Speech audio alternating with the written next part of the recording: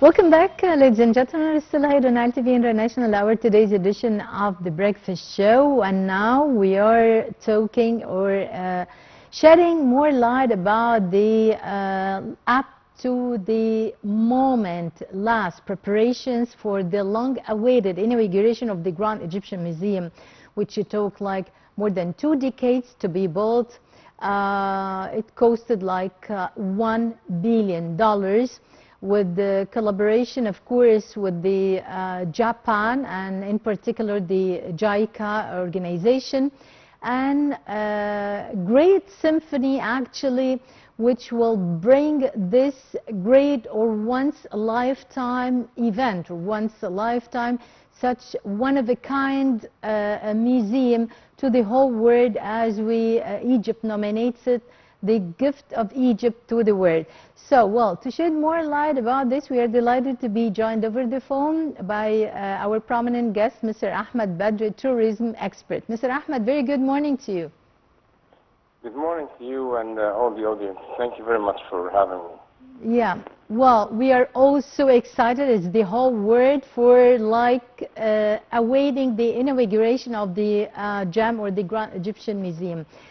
Well, concerning the, so quickly, would you shed more light about, of course, why it's a one-of-a-kind museum, the how big it is, 2.5 of the Louvre, the artifacts that we have, more than 100,000 artifacts, of course, in particular about the whole treasure of the King Tut or Tutankhamun. Please, would you shed more light about this first? Well, there's so many things. The Grand Egyptian Museum is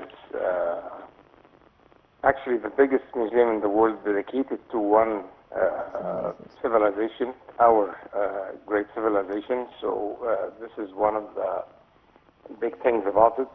And also, it's not just about the number of artifacts and number of pieces that will be exhibited there. It's how they are going to be exhibited. This is how are they going to be displayed? The new thing.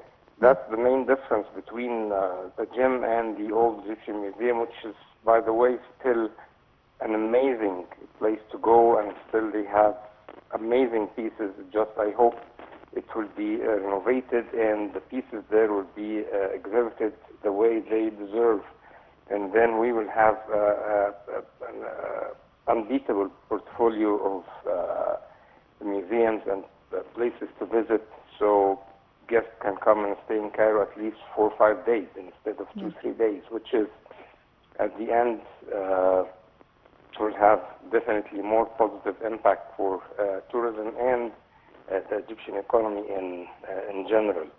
Yeah. Also, that for the first time it will exhibit all the treasures of King Tut all together for the first time since it was discovered back in 1922. Everything will be there except the mummy of the king, which still in his tomb in Valley of the Kings in Luxor. But anything else will be there for the first time, so yep. Guests can yes, sir. see everything from the smallest bracelet to the biggest burial chamber and coffin, and of course the one and only golden mask of King Tut. Yeah. The issue, as you mentioned, sir, is not the quantity of the artifacts. It's the way that they're going to be displayed. So, when we talk about the augmented reality, when we talk about using the latest ever technologies of the artificial intelligence in displaying the unique statues and pieces or the artifacts, so this is the main issue, the lightning system, which will amaze the whole world. Could you please elaborate on this? Of course, this is as I told you, this is the main difference. It's in the all museums of the world, from the biggest museum to the smallest museum. It's how you show the pieces, not the quantity of it. Yes. because it gives it another dimension of greatness, and there are some pieces that by some special way of lighting, it appears you show the greatness of it. I don't know how to say this in another way, but if you see it in a normal way, you will not feel it that much. But if you see it in special condition, I mean maybe a black background, special way of lighting, you see it's different. It's you see something special about it. So this is how the world now is showing the artifacts, and we need to do that because our artifacts and our pieces, I'd say most of them are amazingly detailed that blow your mind. I mean, the way they did everything on the details and on hard rocks or metals. Even nowadays, with latest technology and laser, no one could do it the way they did it with all these details. So definitely that's an amazing thing to have at the gem, the Grand Egyptian Museum.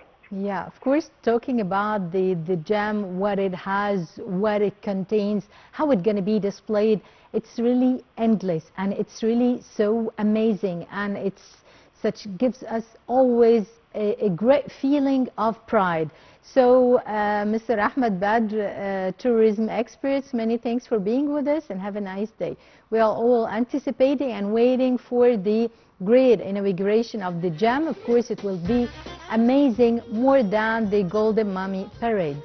So, well, by this, ladies and gentlemen, we come to the end of our today's edition of the Breakfast Show. Many thanks for watching, and from myself, Hanan and Fuli, have a nice day.